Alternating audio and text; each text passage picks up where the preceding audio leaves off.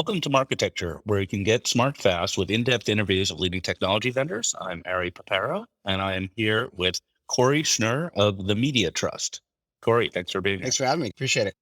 So the Media Trust has been around for a long time. Probably a lot of the viewers have heard of you, may have used you, but why don't you give us a quick overview of what your company does? Yeah, MeTrust's actually been around for 16 years, which in ad tech world makes us pretty old, I guess, pretty legendary.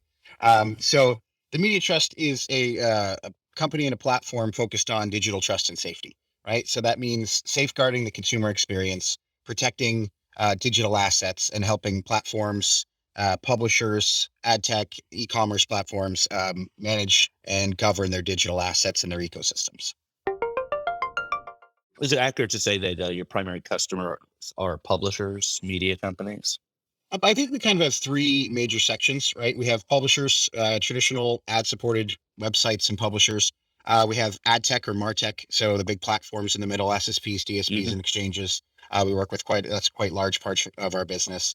And then finally, kind of e-commerce, so retail, Okay. travel, entertainment, insurance, things where non-ad dependent digital properties.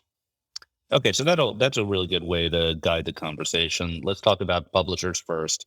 What tell us about the products that you offer to publishers and how they work. Yeah, so the products are very between each one of these groups share a lot of similarities, right? A lot of people use a lot of it. At a high Mhm. level, we have two products, and both of these products have many solutions, features, and screens, kind of for different use cases for each one of them. We have our media Mhm. scanner and our media filter. So our media scanner is the core engine that performs all of our scanning activity that learns about assets. It scans websites, it scans ad tags, it scans videos, it scans whatever asset you kind of throw at it. And that's an emulation-based system that can scan with hundreds of thousands of different user agent combinations to recreate and analyze what can happen on pages and within ads. And the media filter is sort of an extension of that, right? Media filter is the mechanism and the tool for real-time blocking delivered in front of actual Mhm. users in a real environment. So I like to describe those as sort of wearing, a belt and suspenders. You might look silly, but your pants are never going to fall down if you have both. And a lot of our clients use some combination of that. Publishers in particular are usually heavier on media filter because the nature of Mhm. programmatic with pre-bid and open bidding and all of this stuff are typically are not necessarily knowing what's coming at their site at any given time. So media filter is often kind of front and center for publishers. Okay, so let's talk about media filter. That's the real time blocking solution. So this is JavaScript on the publisher's page. That what does it do? Yeah, it's JavaScript in most cases. We do have some other server-side implementations of that via SDKs. Um, but that actually is either in the header or delivered within an ad unit or delivered from another third party. We're very flexible in that, right? If you're using TAM, if you're using Google, if you have a pre-bid, however your kind of setup is, we make sure we're going there. Best idea is the header, but we can go all the way down to individual ad unit protection. Mhm. And that is a mechanism that actually analyzes the ad markup in real time when it's rendered on the page and looks for known security threats, known issues with ad quality. So we have lists that we build from our media scanner that include things like heavy ads, things like sensitive content categories. So knowing what images might be, guns, weapons, violence. And publishers can kind of toggle this off, whether they want to block or notify. And so we have a combination of that. I mean, I think everybody at the beginning of it wants to block malware.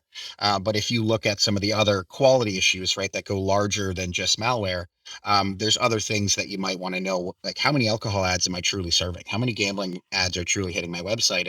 And there might be some in there that you're okay with. So a lot of our publishers can toggle real quick between each one of those lists, notify or block, right? And you can change those up. And then obviously you can add custom lists for competitive exclusions and the like. So what happens when an ad's blocked? Do you lose the impression? No, we actually have quite a few ad remediation. That's what we call them, ad remediation strategies. So some of our publishers will insert house ad. Some will do Mhm. CPA, or like a CPA campaign on the insert. Some will rerun the auction if they have enough time, and some will collapse the ad. So we kind of have a variety of different use cases. We often recommend different use cases depending on the environment, right? So if you're running in an AMP page, you might not want to rerun the auction. But if you're Right. running on your desktop long form content, you have that option. Some publishers are even able to capture their second highest bid in something like pre-bid and be able to have that ready to go. Interesting. Got it. And so isn't it? really like a cat and mouse game with the bad ad stuff.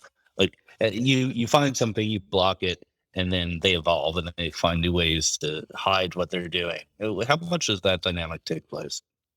Every day, right? I think it's cat and mouse is a nice way to put it. I think it's an arms race, really. It is Mm, versus the bad actors and the people out there that are gonna do that, and the new ads that just creep up every day, right? There's always a new problem, even if it's something mhm, like just a heavy ad. It's not necessarily malicious in its intent, but it's a new campaign that was flown by an advertiser agency yesterday, and the creative's really heavy, right? So, I think that's where our media scanner really comes into place. So, mm, media scanner for us is like if you think about how that works for a publisher, our filter is an example I like to use for any New Yorkers is sort of the NYPD. It's the street cops. It's everywhere. It's on every page. But you need a special investigation unit or an FBI to come in when something really happens, like a murder, right? Or it's something mhm, that's a deeper investigation. So the scanner's always happening, right? The scanners, what we'll do is we'll actually scan the website continuously as our own user. We will often have ad server integrations with our publishers where they're sending us campaigns that they do have pre-flight. So mhm, we're trying to learn and get ahead of that arms race as much as possible.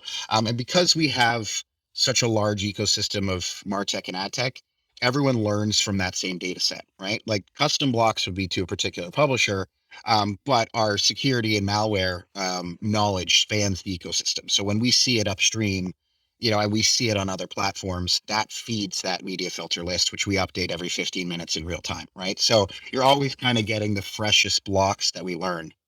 So it's possible that something gets through the block, and because it's a brand new tech or something you've just never seen before, but then the scanner presumably finds it in the wild basically it's a robot spidering all the websites you're tracking, and you add it to the definitions of what the blocker blocks. Absolutely. Yep. Right, Exactly right. got it. Now, what else do you just get bad ads or also things like data leakage and other sort of things that could go on your web page. Yeah, so when we look at it, it's sort of like holistic ad quality, right? So it's kind of Hmm. anything that can happen in digital environment. So it's definitely a large part of that is data compliance. I mean, we do COPPA scanning, we do GDPR scanning, we do quite a bit of that from the sites and as well as on the ad unit level.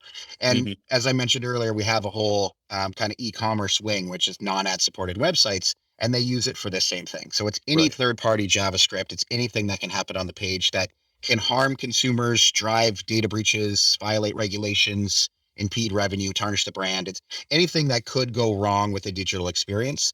So that could be a customer journey for some publishers if they have affiliate or e-commerce, right? And it's like, what are the steps from visiting my website to going to the purchase page? Are there third parties on the payment page, and should they be there? Is there stuff within payment processors or card collection that could be taking information or sharing information a little bit more than it should? We look at data compliance and data governance as a big part of that whole ecosystem.